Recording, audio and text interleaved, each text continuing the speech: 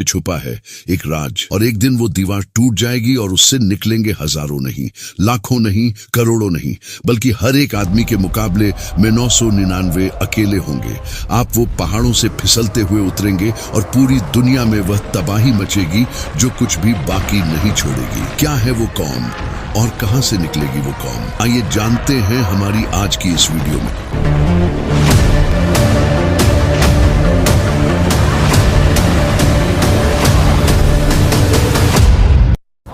ये वो दास्तान है जिसका जिक्र कुरान में भी है और जिसकी खबर नबी करीम सल्लल्लाहु अलैहि वसल्लम ने भी दी। ये कहानी है एक दीवार की जिसके पीछे छुपे हैं कई राज, और ये कहानी है एक ऐसी कौम की जिसके दुनिया में निकलते ही कयामत कुछ ही देर की दूरी पर रह जाएगी।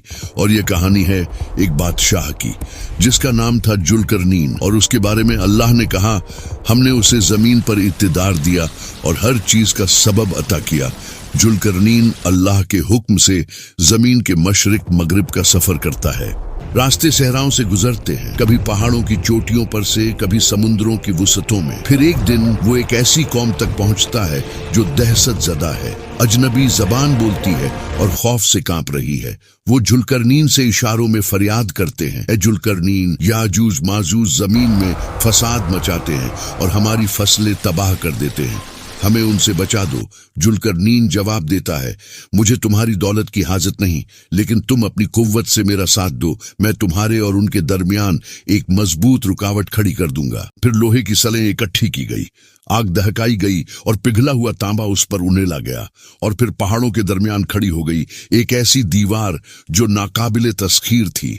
जुल्करनैन ऐलान करता है, ये मेरे रब की रहमत है, मगर जब मेरे रब का वादा पूरा होगा तो वो इस दीवार को रेजा रेजा कर देगा। अलकफ और याजूज और माजूज कैद हो गए, मगर सिर्फ उस वक्त तक जब तक अल्लाह का हुक्म नहीं आ जाता।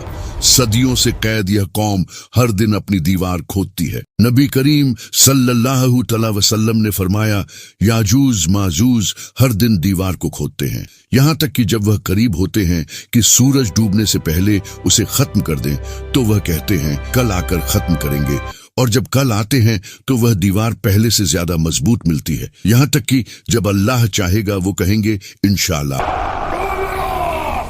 कल हम आकर इस दीवार को तोड़ देंगे।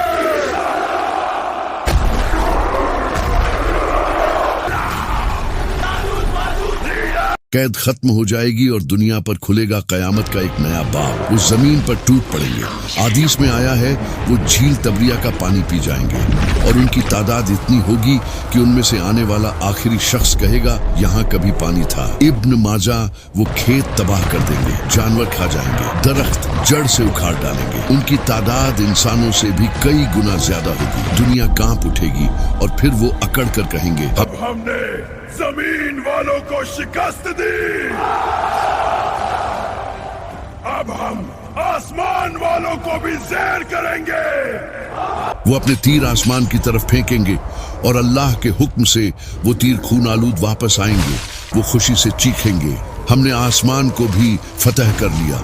अहले ईमान उस वक्त पहाड़ों में पनाह लिए होंगे। हजरत ईसा अलैहिस्सलाम अपने मानने वालों के साथ दुआ करेंगे, ऐ परवरदिगार हमें उनसे निजात दे। दुआ कबूल होगी और अल्लाह उनकी गर्दनों में एक बीमारी, एक कीड़ा भेज देगा, और एक ही रात में वह सब ऐसे गिर जाएंगे जैसे जंगल में सूखे पत्ते गिर जाते हैं। मगर आजमाइश अभी खत्म नहीं होगी। उनकी लाशों से फैलेगी वो बदबू जो सांस लेना हराम कर देगी। हजरत ईसा अलैहिस्सलाम फिर दुआ करेंगे और अल्लाह परिंदे भेजेगा, ऐसे परिंदे जिनकी गर्दनें ऊंटों जैसी होंगी।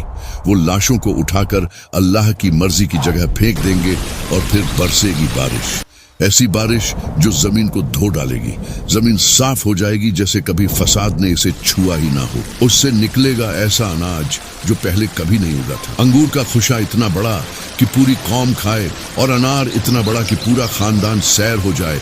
और फिर आएगा एक हौलनाक जलजला जो जमीन को हिला के रख डालेगा, और वहां से निकलेगा एक जानवर इतना ऊंचा कि उसका सर बादलों को छुएगा और उसकी आंखें आपकी रूह के रास पढ़ लेंगी और लगाएगा आपके माथों पर मोहर। वह जानवर कहां से निकलेगा और उसका नाम क्या होगा, जानने के लिए हमारी अगली वीडियो लाजमी देखें और इस वीडियो को लाइक करना ना भूलें। हमारी कोशिश आपको कैसी लगी कमेंट में